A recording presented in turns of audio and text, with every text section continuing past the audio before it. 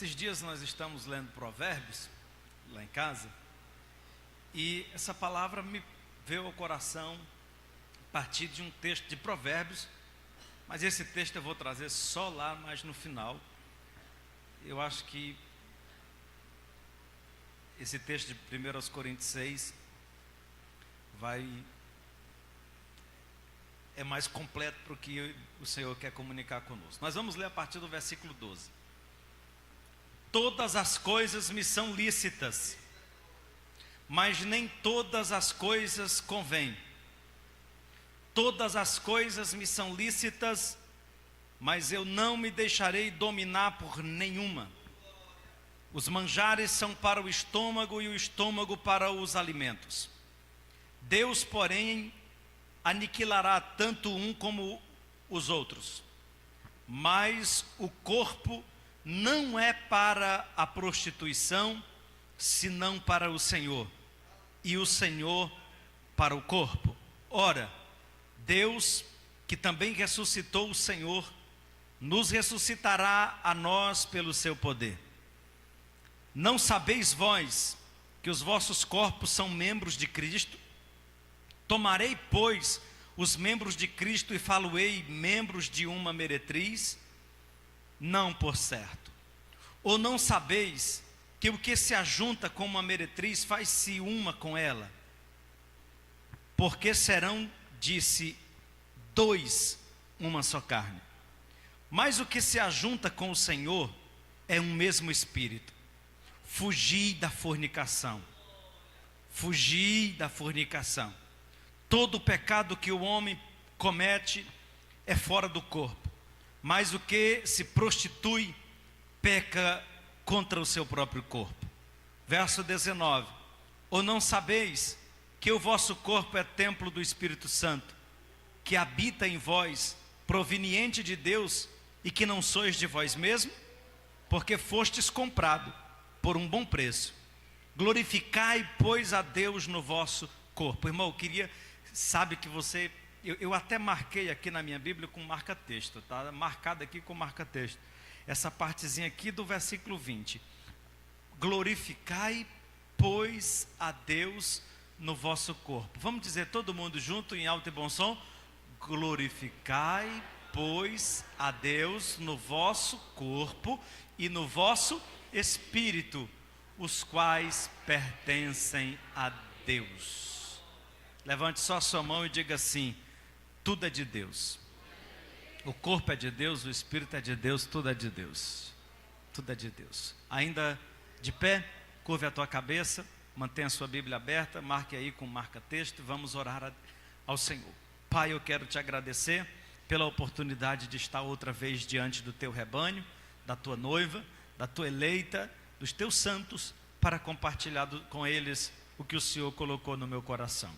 Senhor, vivifica essa palavra ao coração da tua igreja, alimenta o teu povo, brada aos nossos ouvidos, queremos ouvir a tua voz, assim te oramos e todos digam amém.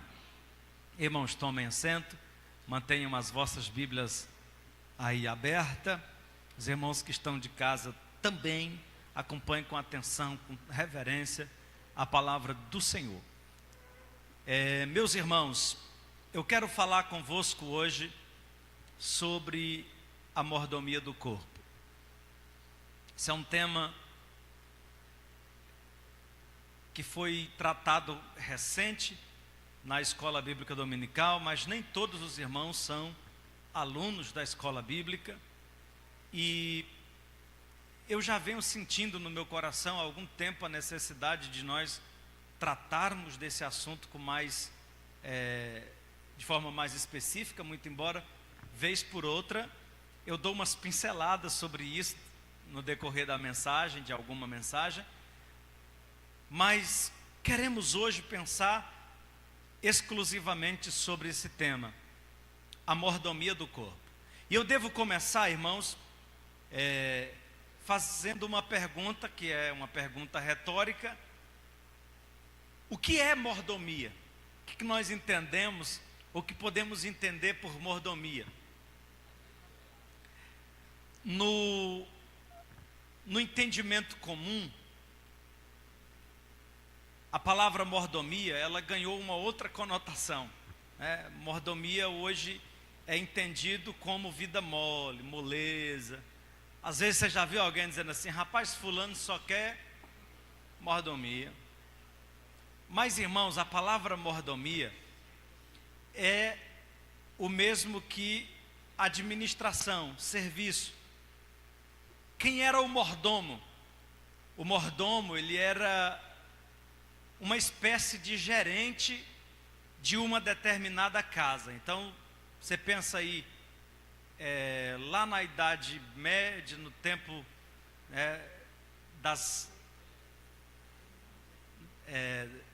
do feudalismo ali, aquelas casas grandes, com muita gente envolvida, as casas no campo com escravos e muito trabalho. Cada casa tinha um mordomo que administrava das finanças, a despensa, as atividades, tudo da casa era administrado pelo mordomo. Quem está me ouvindo, diga amém. Então, o que é o mordomo? O mordomo é o administrador. Por que se criou esse estigma com a palavra mordomia, no sentido de que mordomia é vida mole? Isso foi dado pela Rádio Peão. A Rádio Peão, que é aquelas conversas dos trabalhadores, sempre na Rádio Peão há uma certa insatisfação e uma crítica ao gerente, ao encarregado. Por quê? Porque sempre o trabalhador que trabalha na forma braçal, ele acha que quem trabalha na parte administrativa não faz nada. Não é assim? Então o cara que trabalha lá no operacional, ele acha que quem trabalha na administração não faz nada. Logo, ele vê que o administrador tem vida mansa, tem vida mole. Então, essa ideia essa ligação entre mordomia e vida mole se dá nesse sentido, que a parte operacional enxergava, ou ainda enxerga, a mordomia como um trabalho fácil, muito embora não seja. Não é fácil. Trabalhar com a mente, com a cabeça é mais pesado do que trabalhar com as mãos. Mas isso é uma outra discussão. A questão nossa aqui é entender o que é mordomia. E mordomia é administração.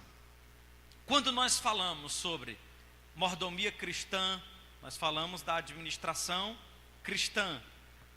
Quando nós falamos da mordomia do corpo, nós estamos falando da administração do corpo. Como que eu cuido desse corpo? Por que eu tenho que cuidar? Quais são as preocupações que eu devo ter? Então é sobre isso que nós vamos pensar. É muito comum, ao falarmos sobre mordomia cristã, abordarmos alguns temas como a mordomia dos dons, a mordomia dos talentos, a mordomia dos bens. Quem sabe a gente possa trazer tudo isso em forma de doutrina posteriormente. Mas nós precisamos ter entendimento e sabedoria da parte de Deus para gerenciar tudo aquilo que Deus colocou nas nossas mãos. Os dons espirituais, nós precisamos ser bons mordomos do nosso tempo, dos nossos recursos, dos nossos bens. Precisamos ser bons mordomos dos talentos que Deus nos deu. Mas não é tão comum você ver alguém pregar sobre a mordomia do corpo. É um tema que não é tratado com muita frequência no nosso meio. Portanto, eu quero tratar com os irmãos hoje a respeito desse tema, a mordomia do corpo. E eu quero trazer aqui, pelo menos, 3 razões porque é importante esse tema e porque nós precisamos ter tanto cuidado na administração do nosso corpo. Porque exige-se uma responsabilidade a respeito do cuidado com o corpo. A primeira razão porque é importante o cuidado e a administração do corpo é porque o nosso corpo ele foi criado por Deus, foi criado para Ele, né? Por Ele e para Ele. Então o nosso corpo foi criado por Ele e para Ele. Deus criou o corpo humano, a reprodução da sua imagem e semelhança. Irmão, o corpo humano é a reprodução da imagem e da semelhança do próprio Deus. Quando Deus fez todos os outros seres, Ele criou apenas por um decreto, por uma palavra. Mas quando Deus decidiu criar o homem, Ele fez uma reunião com a Trindade, Pai, Filho e Espírito Santo, e Ele diz, façamos, e Ele conjuga o verbo fazer na primeira pessoa do plural. Ele diz, façamos o homem a nossa imagem e semelhança. Então, a criação do homem para Deus foi algo peculiar. Há uma preocupação, um cuidado, um carinho de Deus para com a formação do homem. Deus criou o corpo humano em uma unidade de corpo e espírito, interdependente e igualmente importante. Diferente dos outros seres, nós estamos aqui construindo a segunda diferença. A primeira é que Deus criou de forma diferente, enquanto que os outros seres Ele cria por uma ordem, um decreto. O homem ele desenhou, Ele fez com as suas próprias mãos, Ele modelou,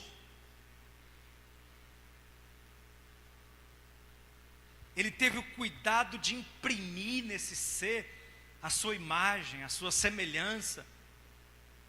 Mas além disso, Ele cria esse homem composto de duas naturezas que formam uma unidade perfeita, igualmente importante, que é o corpo e o espírito. Deus desenha o homem do barro, modela, e diz a Bíblia que depois Ele sopra espírito de vida, Ele sopra nas narinas desse homem e concede a ele uma natureza, uma vida espiritual. Logo, ele é composto de uma parte material e também de uma parte espiritual. E é importante dizer que ambas são igualmente importantes. E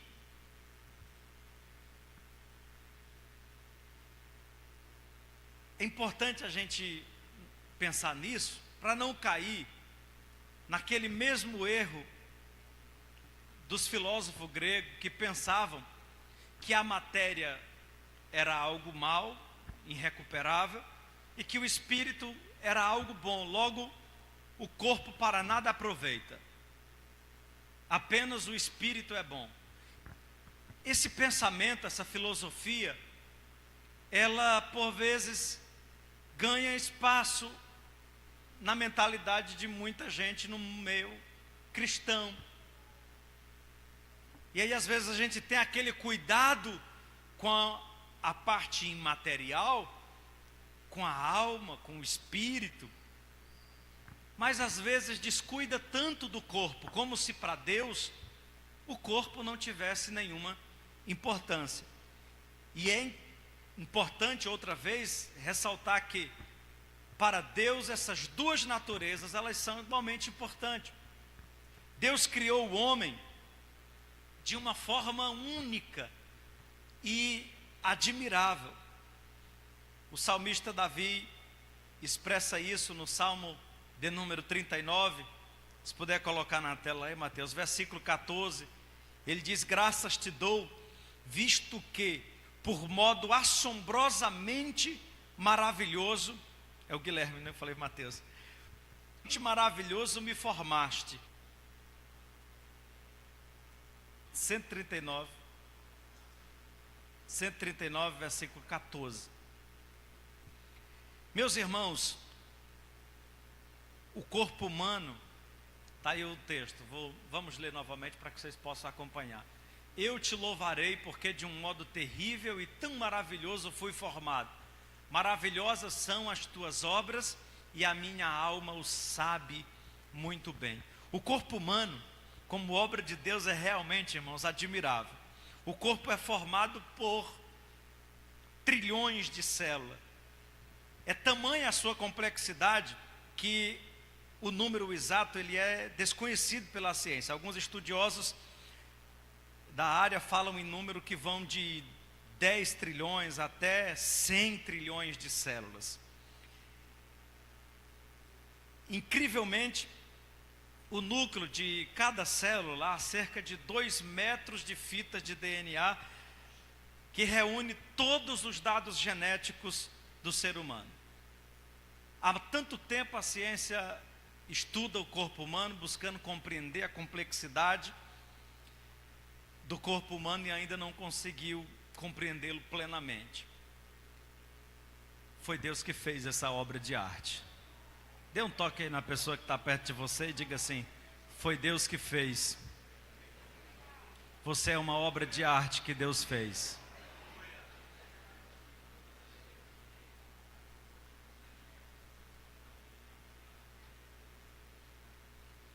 E é importante nós entendermos, eu estou na segunda razão, porque precisamos ter cuidado com o nosso corpo.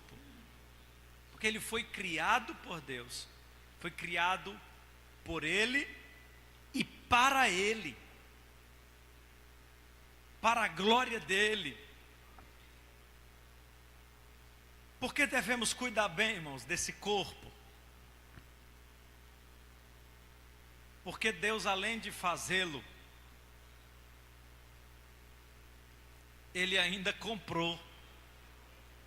E agora eu quero voltar com vocês para o texto que nós lemos. Nós vamos ler o versículo 13 novamente, e depois nós vamos ler o versículo 15.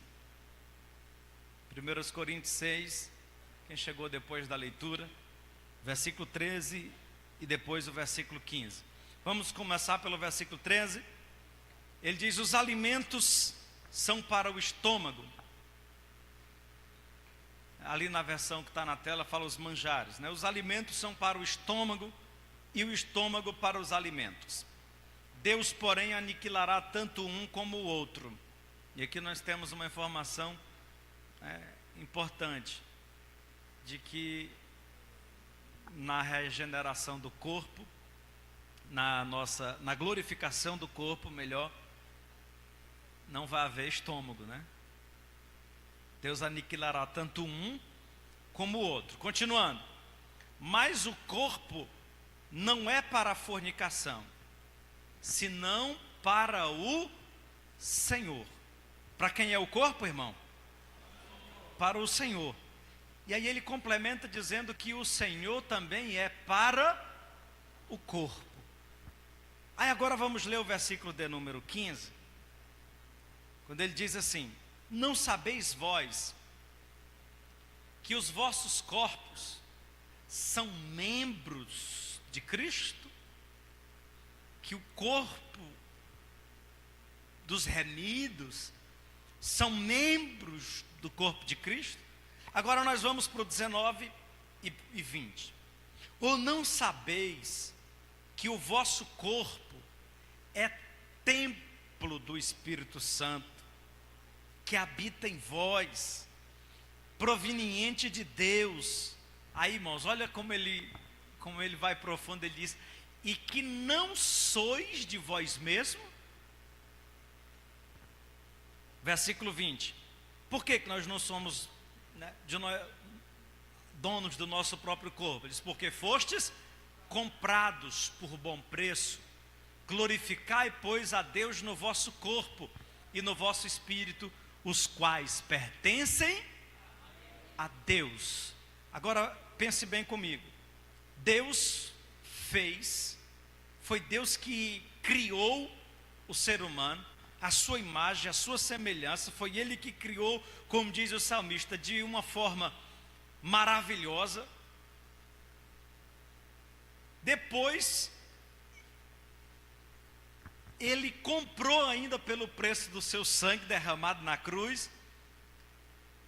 E eu te pergunto, Ele tem ou não tem direito sobre esse corpo? É dele ou não é dele? Você entregou ou não entregou esse corpo para Ele? Então, essa é a primeira razão, porque a gente precisa ter cuidado. Às vezes, eu vejo alguém dizer assim, falou assim, rapaz, quando eu pego alguma coisa emprestada de alguém, eu tenho o maior cuidado do mundo. Eu tenho mais cuidado com as coisas dos outros do que com as minhas. Sabe, viu alguém dizer isso? Tu é assim, Antônio José? Porque você fica com aquela preocupação de danificar, né? Porque você sabe que aquele dali... E quando se trata de uma pessoa exigente, quando se trata de uma pessoa ciumenta, que você sabe que ele prestou, mas ele emprestou por consideração. Pois é, irmão. Pois esse corpo que você toma de conta, que não é seu, que é de Deus, que foi Ele que fez e depois Ele mesmo comprou, Ele tem tanto zelo por esse corpo, Ele tem tanto cuidado por esse corpo. A Bíblia diz que o Espírito Santo, ele tem ciúmes. Por isso que a gente precisa cuidar bem dele. Essa é a primeira razão. A segunda razão, porque nós precisamos cuidar bem do corpo. Estou falando da mordomia do corpo para quem chegou depois. Porque o nosso corpo também faz parte do plano da redenção e será herdeiro da eternidade. Engana-se quem pensa que o plano da salvação alcança apenas a regeneração do espírito. O plano da salvação, da redenção em Cristo Jesus, contempla também o nosso corpo. E aí nós vamos ler alguns textos, começando pelo versículo 14 da leitura que nós fizemos. Veja comigo o versículo 14. Diz assim: ora, Deus, que também ressuscitou o Senhor, nos ressuscitará a nós pelo seu poder. Meus irmãos, Jesus foi crucificado na sexta, ressuscitou no domingo, recebeu um corpo glorioso. E o corpo de Jesus, ele é bem interessante, muito interessante. Ele não estava sujeito às leis da física. Os discípulos estavam todos reunidos lá no cenáculo, com as portas fechadas, e ele apareceu no meio, passou por dentro da parede, não teve problema nenhum. Apareceu e disse: Pai seja convosco. Os discípulos se alegraram. Ele chamou Tomé e disse: Tomé, toque aqui. E Tomé tocou e sentiu. Então ele estava com um corpo que era palpável. Ao mesmo tempo que depois ele desapareceu.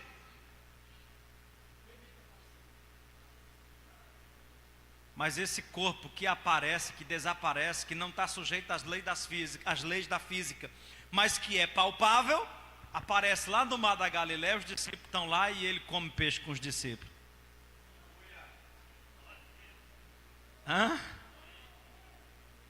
Ele aparece, come com os discípulos, esteve com eles, e por mais de 40 dias ele apareceu a muitos deles. Meus irmãos, agora nós vamos ler um outro texto da palavra do Senhor, que está em 1 Coríntios capítulo 15, versículo de número 51 em diante. O plano de Deus, ele envolve também o nosso corpo.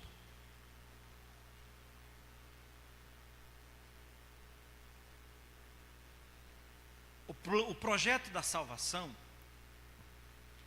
ele se dá em etapas. Nós temos a primeira etapa do projeto da salvação, que é o que nós chamamos de justificação, que é o apagar do passado, né? O inocentar da culpa. Nós temos o processo que é simultâneo ao processo da justificação, que é a regeneração, que é quando nós somos gerados de novo, ou seja, gerado uma natureza espiritual à semelhança daquela que o Adão tinha e perdeu. Nós temos uma segunda etapa do processo, que é o processo da santificação, que é um processo de separação do pecado. E a última etapa do processo da salvação é a nossa glorificação. O que será a glorificação? É quando o corpo mortal, os que morreram vão ressuscitar e vão receber um corpo glorioso, e os que estiverem vivos vão ser transformados para receber também um corpo glorioso. E aí nós poderíamos trabalhar vários textos, eu quero trabalhar esse agora, de 1 Coríntios 15, 51, nós vamos ler agora. Eis aqui vos digo um mistério, na verdade nem todos morreremos, ali está, dormiremos, mas a ideia aqui é de morrer, mas todos seremos transformados, prossiga, num momento, num abrir e fechar de olhos, ante a última trombeta, porque a trombeta zoará, os mortos ressuscitarão incorruptíveis, e nós seremos transformados. Prossiga. Porque convém que isto que é corruptível, ou seja, o corpo, se revista da incorruptibilidade, e isto que é mortal se revista da imortalidade. Prossiga. E quando isto que é corruptível se revestir da incorruptibilidade, e isto que é mortal se revestir da imortalidade, então cumprir-se-á a palavra que está escrita: tragada foi a morte pela vitória. Prossiga. Onde está, ó morte, o teu aguilhão? Onde está, ó inferno, a tua vitória? Ora, o aguilhão da morte é o pecado, e a força do pecado é a lei. Mas graças a Deus que nos dá vitória por nosso Senhor Jesus Cristo. 58, para encerrar. Portanto, meus amados irmãos, sede firmes e constantes, e sempre abundantes na obra do Senhor, sabendo que o vosso trabalho não é vão no Senhor. Então nós temos, irmãos, aqui a promessa do Senhor, a promessa da palavra, de que o nosso corpo, ele será glorificado. Nós receberemos um corpo glorioso, diferente, não mais sujeito à corrupção, não mais sujeito à morte, obviamente que também não mais sujeito às enfermidades. Vamos ler também Filipenses capítulo 3, versículo 20 e versículo 21. Mas a nossa cidade está nos céus, donde também esperamos o Salvador, o Senhor Jesus Cristo. Versículo seguinte: que transformará, olha aí, irmãos, transformará o nosso corpo abatido para ser conforme o seu corpo glorioso, segundo o seu eficaz poder de sujeitar também a si todas as coisas. Você lembra que eu falei para vocês há pouco que o corpo de Jesus, ele era um corpo bastante interessante, que não estava sujeito às leis da física, mas ao mesmo tempo ele foi sentido, tocado pelos discípulos, visto. Tomé tocou, ele comeu peixe com eles aparecia e depois desaparecia. A Escritura está nos dizendo que o Senhor vai transformar o nosso corpo abatido para ser conforme o seu corpo glorioso. O que nós estamos buscando entender nesse segundo momento? Primeiro, nós entendemos que o nosso corpo, ele foi criado por Deus, para Ele, por Ele e para Ele. Agora nós estamos entendendo, irmão, que o nosso corpo, ele não é apenas uma carcaça, aonde o nosso espírito passa um período dentro e depois vai embora e o corpo se acaba. Não, o nosso corpo, que foi criado por Deus, ele vai voltar para Deus e vai ser herdeiro também da eternidade. A salvação não alcança apenas a regeneração do nosso espírito, da nossa alma, mas também do nosso corpo. Terceira razão, porque nós precisamos cuidar bem do nosso corpo. Porque Deus tem um propósito de utilizar o nosso corpo como instrumento para a sua glória. Eu quero voltar com vocês ao texto que nós lemos e vamos ler o versículo 19 e o versículo de número 20. 1 Coríntios 6, 19. Ora, não sabeis que o vosso corpo é o templo do Espírito Santo? Volta aqui para mim, irmãos. Veja a comparação, a linguagem que o apóstolo São Paulo utiliza para falar do nosso corpo. Ele assemelha o nosso corpo, na verdade ele assemelha não, ele afirma, dizendo que o nosso corpo ele não é semelhante, ele não parece, ele é o templo do Espírito Santo. Os irmãos sabem que o templo é um local que foi consagrado, separado. E os irmãos sabem muito bem o quanto o templo, na antiga aliança, por exemplo, ele foi um ambiente, um lugar onde Deus sempre teve muito zelo, onde havia da parte de Deus ali um conjunto de exigências a respeito do culto, do templo, de como proceder naquele lugar. Irmãos, o templo é um lugar santo, sagrado, importante, e é esse o termo que a Escritura usa para falar do meu corpo e do seu corpo, como um lugar santo, como um lugar sagrado, aonde Deus, na pessoa do Espírito Santo, escolheu para morar. Você entende a seriedade disso? Ou não sabeis que o vosso corpo é o templo do Espírito Santo, que habita em vós, proveniente de Deus, e que não sois de vós mesmo, porque fostes comprado por um bom preço. Aí agora aquela partezinha que eu enfatizei com vocês, eu quero dar uma ênfase nela outra vez. Ele diz: glorificai, pois, a Deus no vosso corpo.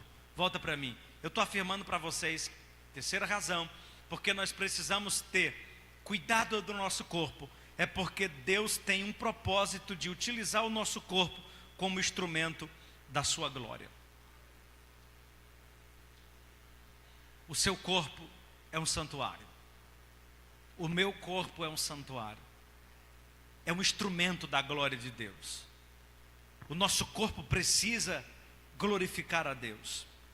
O nosso corpo precisa ser um local ou um instrumento da adoração a Deus. Não só da adoração que nós produzimos como adoradores, mas da adoração que nós produzimos quando fazemos com que outras pessoas glorifiquem a Deus por nossas vidas. Meus irmãos, nós precisamos ter cuidado, porque isso é o que Deus enxerga em mim e em você. Isso é o que Deus contempla e é o propósito de Deus para o nosso corpo. Mas o diabo também tem um propósito para o seu corpo. Olhe para cá. O diabo também tem um propósito para o seu corpo. O diabo também tem um propósito. Deus criou, depois ele comprou, e ele tem um propósito, e ele quer que o meu corpo e o seu corpo seja instrumento da sua glória. Ele tem um propósito de redimir o nosso corpo e torná-lo também herdeiro da eternidade. Mas o diabo também tem um propósito. E o propósito do diabo é levá-lo a perdição. O propósito do diabo é levá-lo à condenação. Nós temos algumas doutrinas malignas, que são doutrinas contemporâneas, que buscam também nos influenciar a respeito do uso do corpo. E eu quero citar 3 delas. A primeira é o hedonismo. Hedonismo é um termo grego que é hedonê, que traduz a ideia de prazer, de vontade. Refere-se a um grupo de teorias, ou seja, o hedonismo é um grupo de teorias onde o prazer desempenha um papel central. O hedonismo é uma doutrina, uma filosofia de vida que defende a busca por prazer como finalidade da vida humana. Buscar prazer é o que move as paixões, os desejos e todo o mecanismo da vida, sendo, portanto, na visão do hedonista, a primeira e mais completa ponte para a finalidade última da vida. Então, o que é essa doutrina, essa teoria hedonista que vem ganhando força na nossa sociedade contemporânea? A ideia de que você, para ser feliz, você precisa ter prazer, e ter prazer por meio do corpo. Logo, o que você aproveita da vida é o que você curte aqui. E aí, meu irmão, é o vale tudo, tudo aquilo que pode ser prazeroso, e isso envolve os aspectos da sexualidade, das aventuras sexuais, dos prazeres sexuais, e de inúmeros outros prazeres da vida, de modo que nessa concepção filosófica, o sentido da vida e da felicidade da vida está na entrega aos prazeres. E se eu digo isso aqui, de comum acordo todo mundo vai olhar e vai dizer assim, mas isso é muito pecaminoso. Mas de forma sutil e sorrateira, a gente encontra no meio, no dia a dia das pessoas, algumas raízes hedonistas. Você já deve ter visto alguém às vezes se justificando, por exemplo, que citar aqui um exemplo, de repente a pessoa tem ali um desejo guardado no coração, mas aquele desejo não é lícito. Aquele desejo não é lícito. Aí ele vai, comete, mesmo sabendo que não é lícito. Mas ele comete isso em nome da sua felicidade. Ele falou assim, mas eu também mereço ser feliz. É um pensamento hedonista. Vocês entenderam? É um pensamento hedonista. A pessoa sabe que aquilo é pecaminoso, que é uma conduta pecaminosa, mas ele faz porque ele acha que ele também tem o direito de ser feliz. Então, eu quero voltar com vocês no texto. Quero ler com vocês o versículo 12 de novo. Volta aí, Guilherme, não vamos ouvir para o versículo 12. Olha o que ele diz: todas as coisas me são lícitas, mas nem todas me convêm. Todas as coisas me são lícitas, mas não me deixarei dominar por nenhuma. Os manjares são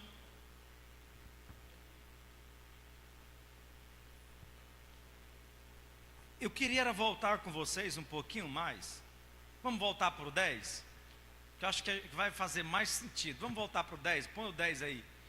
Não erreis, nem os devassos, nem os idólatras, nem os adúlteros, nem os efeminados, nem os sodomitas, nem os ladrões, nem os avarentos, nem os bêbados, nem os maldizentes, nem os roubadores herdarão o reino de Deus. Prossigam. E é que alguns têm sido, diga comigo, alguns têm sido, mas haveis sido lavados, mas haveis sido santificados, mas haveis sido justificados, em nome do Senhor Jesus, pelo Espírito do nosso Deus. Prossiga. Todas as coisas me são lícitas, mas nem todas as coisas me convêm. Todas as coisas me são lícitas, mas não me deixarei dominar por nenhuma delas. Meus irmãos, esse texto por si só já derruba toda essa teoria hedonista. Tem muita gente se entregando a tudo que é de prazer. E a recomendação que nós temos da palavra é o seguinte: você até pode fazer, mas não deve. Porque você tem um outro entendimento. Você tem o entendimento de que a sua felicidade, ela não está nos prazeres dessa vida. Jesus disse que se alguém quiser ganhar a sua vida, perdê-la. Mas se alguém perder a sua vida por amor de mim, disse Jesus, achá-la. Em outras palavras, ele está dizendo: se você quiser curtir aqui, você vai se ferrar lá. Agora, se você renunciar ao pecado e viver uma vida de renúncia aqui, por amor de mim, aí você vai herdar a vida eterna. Nós sabemos que a verdadeira felicidade está na vida eterna, em Cristo Jesus. Então não vale a pena um momento de prazer e uma vida de tormento na eternidade. Vale muito mais a pena nós enfrentarmos a luta contra o pecado, resistir os desejos, o pecado, e ganharmos a eternidade em Cristo Jesus.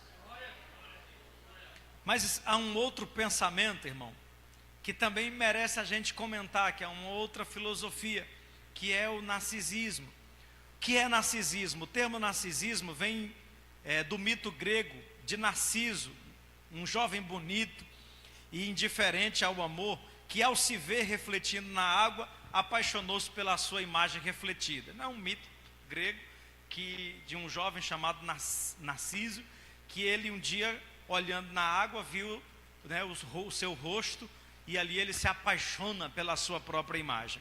Então, nós vivemos uma época em que o narcisismo, ele está sendo muito incentivado, que é eu não falo nem de amor próprio, irmão, porque amor próprio é legítimo. O amor próprio é importante, você precisa ter amor próprio, mas é uma superestimação de si mesmo.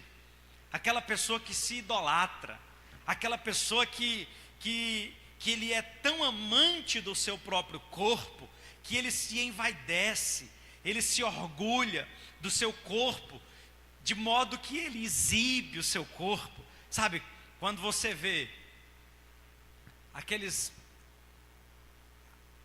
irmãos que, não sei se eu posso dizer dos irmãos, mas eu estou pregando para os irmãos, né? Mas quando você vê um irmão ou uma irmã, ou alguém que não é crente, irmão, que tem aquela necessidade de ficar, sabe, exibindo o seu corpo, você vê que a pessoa fica exibindo, é um narcisista.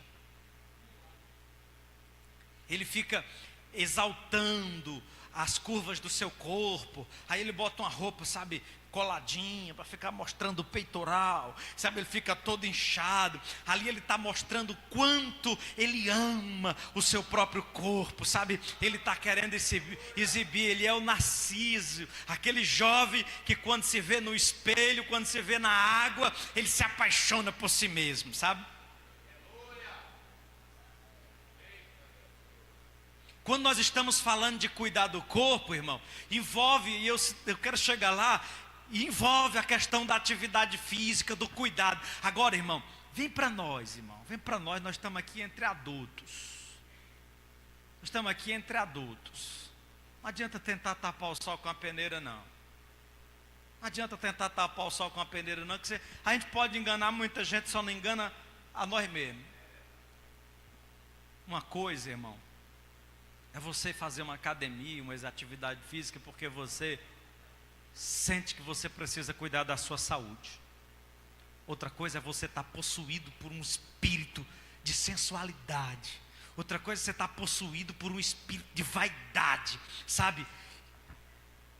Pastor, e como é que a gente sabe? Na hora de mostrar. Porque quem está fazendo pela saúde, ele não sente necessidade de exibir. Porque a intenção dele é outra. Ele não está querendo exibir a sua carne, os seus músculos, as suas curvas, as suas definições. Ele quer saúde. A partir do momento que você se pegar olhando no espelho e curtindo as suas próprias curvas, acenda a lanterna, meu irmão, porque você está descambando para um caminho muito perigoso. A partir do momento que você sentir necessidade de comprar uma calça que fica mostrando as tuas pernas, sabe, aquela coisa colada, aquela coisa arrochada, Zezé de Camargo, meu irmão, alguma coisa de errado não está certo.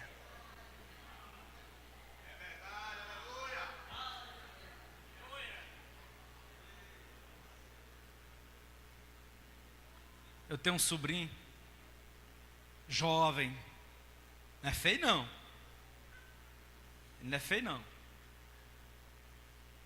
A mãe dele disse, é uma luta para comprar roupa para esse menino, porque se a roupa for muito fina, que apareça assim um pouquinho, que na hora que ele vestir ficar marcando o peito, ele não veste. Não tem quem faça ele vestir. Tem quem faça ele tomar um banho na praia de sunga, vai de camisa. A mãe dele foi comprar uma para ele não se queimar, comprar aquelas camisas assim que fica aqui, né, de manga longa. Aí ele disse, não mano, vou usar não, que fica marcando meus peitos, não gosto não. É um jovem.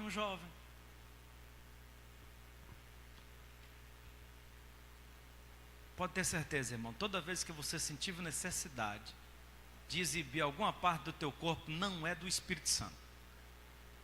Não precisa nem pedir revelação e discernimento de Deus. Não é do Espírito Santo. Eu te garanto que com um mês de jejum, você não tem mais essa vontade. Faça um mês de propósito de jejum e oração. Quando for lá pelo 29º dia, você já está com vergonha da metade das roupas que você usa. Tem algum glória a Deus aí perdido no meio do povo de Deus? Levante a sua mão e diga assim, Senhor, me guarda do narcisismo. Os irmãos lembram, né? Narcisismo é um termo, né, que alusivo a Narciso, aquele jovem que era apaixonado por si mesmo. Sabe, aquele jovem que fica no espelho, se olhando. Aquela moça também, que fica se olhando, que fica curtindo. Sabe, ela ainda pega assim, ainda e faz uma foto assim. Aí posta. O irmão Zacarias ficava passando assim, o carro com vidro fumê, né? Aí passa. Pois é. Mas tem um outro pensamento, que é o existencialismo ateu. Isso é uma teoria que defende que para o homem encontrar o sentido da vida, ele deve usufruir da liberdade condicional. Desse modo, seus adeptos atuam defendendo a legalização do aborto, da prostituição, das drogas, do suicídio assistido, dentre outros. Irmãos, essa questão da liberdade incondicional, não, o corpo é meu, eu posso fazer dele o que eu quiser. Não é. Lembra do que o texto diz? Ou não sabeis vós que vocês são templo do Espírito Santo e que não sois de vós mesmos, que vocês foram comprados por um alto preço? Então tenham cuidado, cuide bem, porque essa casa não é mais sua, ela tem dono. Mas esses movimentos estão por aí ganhando força, sabe? A ideia do meu corpo, minhas regras. O corpo é meu, eu faço dele o que eu quero. Não, o corpo não é seu e nem você deve fazer dele o que você quer. Ele é de Deus, você é mordomo, você tem responsabilidade e você vai dar conta dele.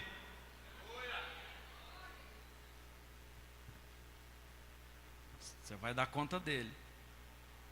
Meus irmãos, eu quero finalizar dando algumas recomendações sobre alguns cuidados que nós devemos ter com o corpo.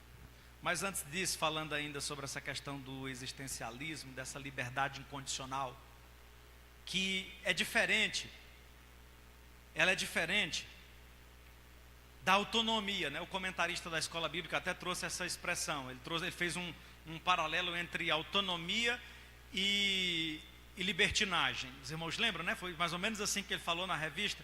Qual foi aquela aula, Ronaldo? Acho que tem uns 15 dias, umas 3 semanas atrás.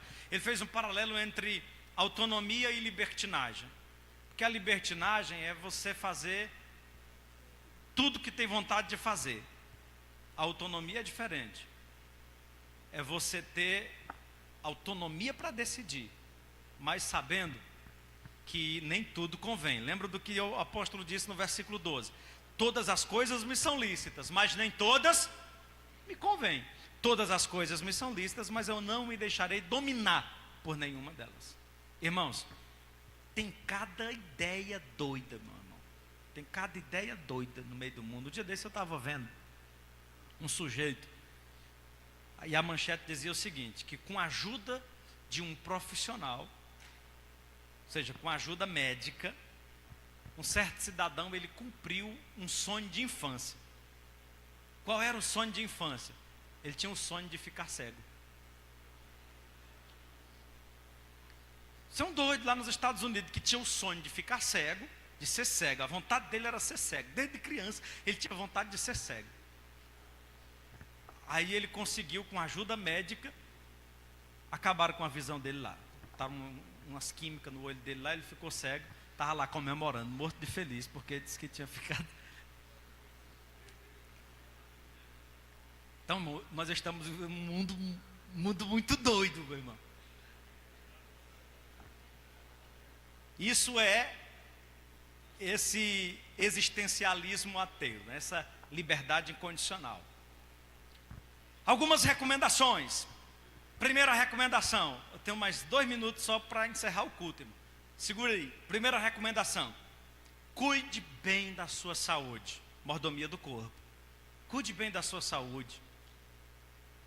Como que eu posso cuidar da minha saúde? Faça exames periódicos. Tem alguma coisinha diferente? Examine. Faça exercício físico. Para a saúde, não para o exibicionismo. Durma o suficiente. Bote seu corpo para descansar. Faça uma boa higienização. Pastor, faz parte, irmão, da mordomia do corpo, cuidar bem do corpo. Porque tem gente, irmão, que confunde humildade com sujeira, desleixo. Falou: não, o crente tem que ser humilde. Aí porque o crente tem que ser humilde, ele anda fedendo, não se asseia, não toma banho direito, não usa shampoo, não usa sabonete, não escova os dentes. Meu irmão,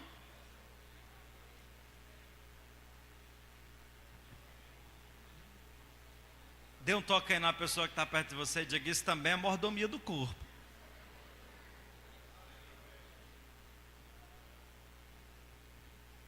Aí agora eu vou ler com vocês, põe aí, Bill, na tela, Provérbios 11:17, porque a gente leu esse texto ontem lá em casa. E ele foi a confirmação assim de Deus no meu coração, para me trazer essa palavra. E é um texto assim muito legal. Provérbios 11:17. O homem bom faz bem à sua própria alma.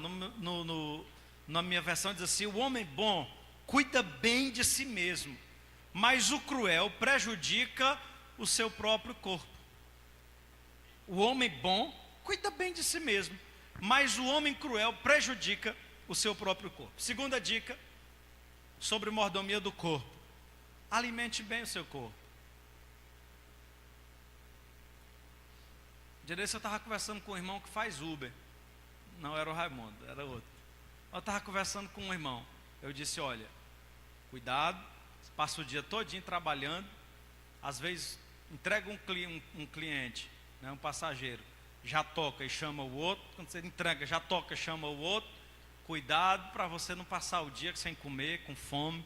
Porque aí na hora de trocar o óleo do motor, o cabo troca, bota o óleo melhor que tem. Na hora de botar as pastilhas de freio, de ajeitar, o cabo bota tudo do carro, o cabo bota o melhor.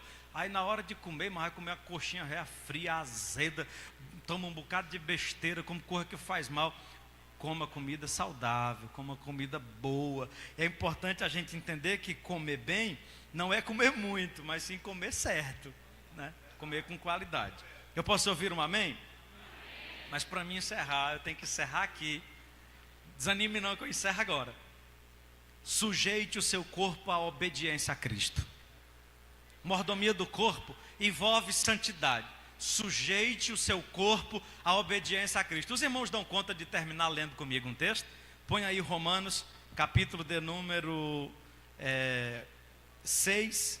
Nós vamos ler do 12 até o 23. Vocês vão ficar de pé para dar a impressão que está terminando. Fique de pé.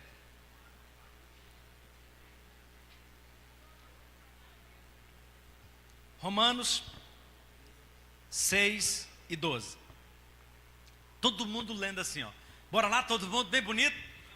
Não reine, portanto, o pecado em vosso corpo mortal, para lhes obedecerdes em suas concupiscências. Não, volta no 12.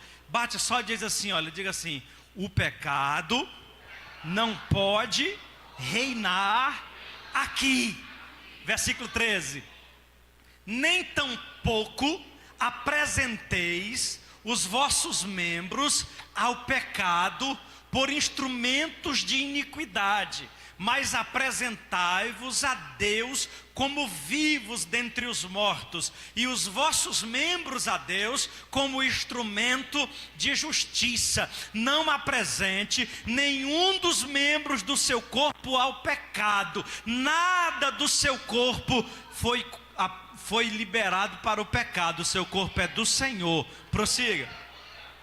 Versículo seguinte: porque o pecado não terá domínio sobre vocês, pois não estão debaixo da lei, mas debaixo da graça. Verso 15: pois que pecaremos porque não estamos debaixo da lei, mas debaixo da graça? De modo nenhum. Versículo 16: não sabeis vós que a quem vos apresentardes por servo para lhes obedecerdes, sois servo daquele a quem obedeceis? Ou do pecado para a morte, ou da obediência para a justiça. Vamos dar uma paradazinha no 16? Ele está dizendo o seguinte: se você se sujeita ao pecado, você se apresenta ao pecado, você se torna escravo dele. Mas se você não se sujeita ao pecado, mas se sujeita à obediência, você apresenta o seu corpo para a justiça. Você vai ser servo de quem você deixar governar sobre a sua vida.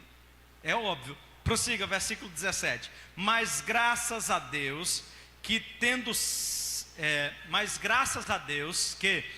sido servos do pecado, obedeceste de coração a forma de doutrina a que fostes entregue. Versículo 18. E libertados do pecado, foste feitos servos da justiça. 19.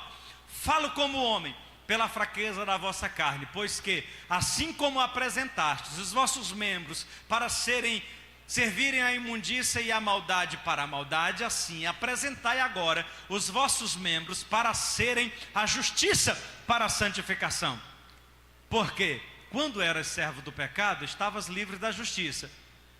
O que fruto tinhas, então,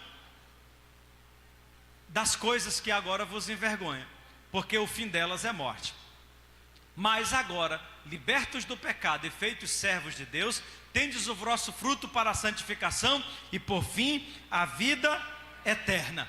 Versículo 23. Porque o salário do pecado é a morte, mas o dom gratuito de Deus é a vida eterna por Cristo Jesus, o nosso Senhor.